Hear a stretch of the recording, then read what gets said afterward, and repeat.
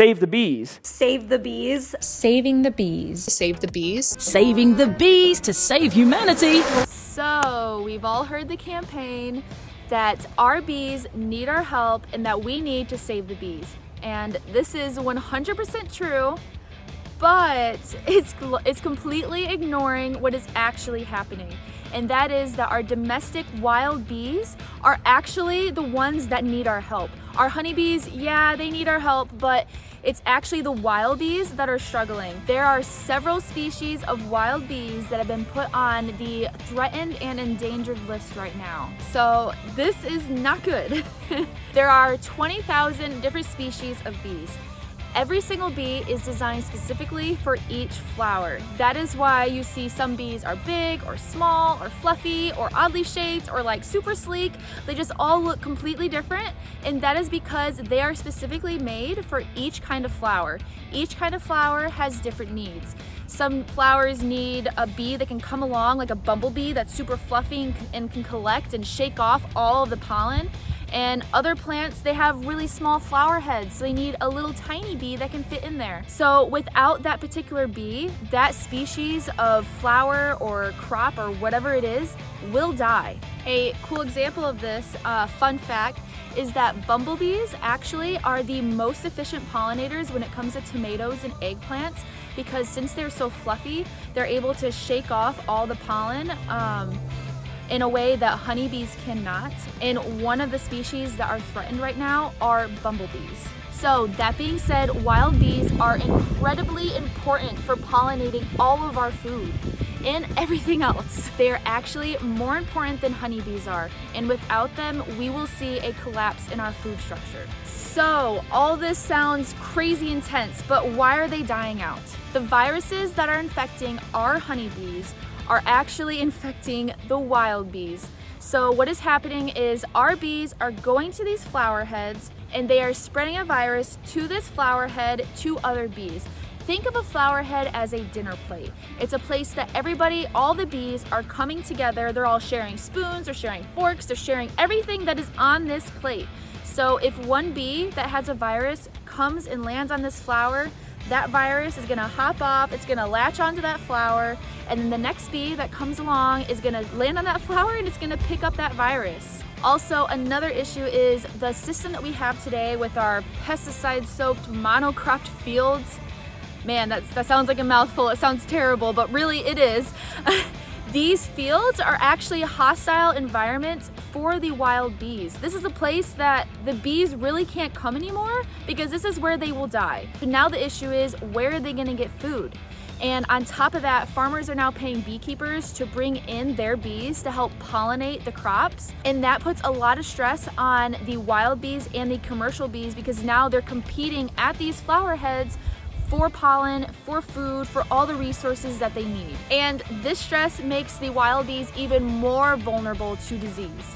So, what can we do to help? First, if you're a beekeeper, it is your responsibility to keep your mite load as low as possible because, as you know, mites spread viruses to our bees. So the lower your mite load, the less virus, hopefully, that you will have in your colony. And I'm gonna get a lot of hate for saying this, but it needs to be said. I have seen so many beekeepers who absolutely refuse to use things like formic acid or oxalic acid, things like the Mite-Away Quick Strips or Formic Pro. They absolutely refuse to use these compounds because they say that they aren't organic or that they are too harsh on the bees. And they'll try to use things like essential oils or just using powdered sugar to try to combat the mites, and then they'll end up losing their bees every year and they can never really figure out how to stop it. So I just want to remind you that formic acid and oxalic acid are organic compounds. They are 100% natural. They occur in nature. Actually, formic acid is the simplest form of carboxylic acid, which has one carbon. So it occurs naturally in the venom of bee stings and in ant stings. So again, this is 100% natural. You're not using some harsh chemical treatment or anything. As long as you follow the instructions about where the temps are, like with the heat, and if it's not too cold, then it's not gonna hurt your bees, and it's not gonna leave residues in your wax. Like, it's 100% organic. I'm sorry, I'm really passionate about this because I feel like there are some beekeepers out there that aren't doing their research and informing themselves of what the compound actually is. They just jump to conclusions and assume that, oh, it sounds crazy, so it must be some chemical treatment or something, when it's not. So again, as a beekeeper, it is your responsibility to do all of your research, inform yourself of the information behind all of these treatments, and make a wise decision accordingly. Okay, but the biggest way all of us can help our wild bees is to plant more flowers.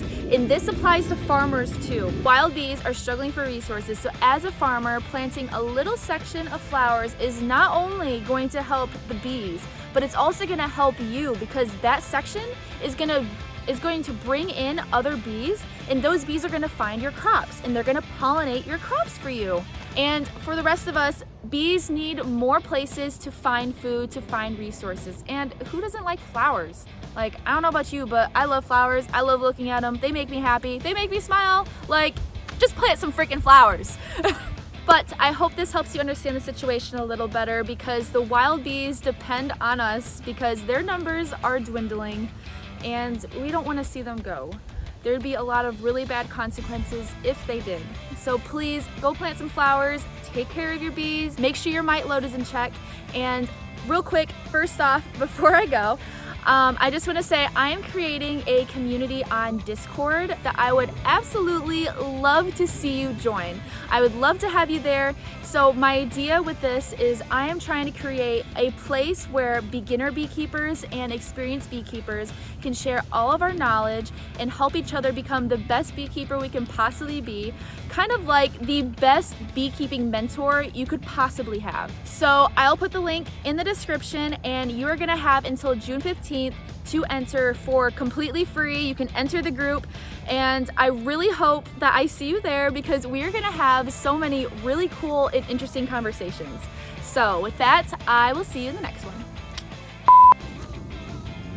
Flowers, flowers, flowers. How many times do I say flowers? Woo!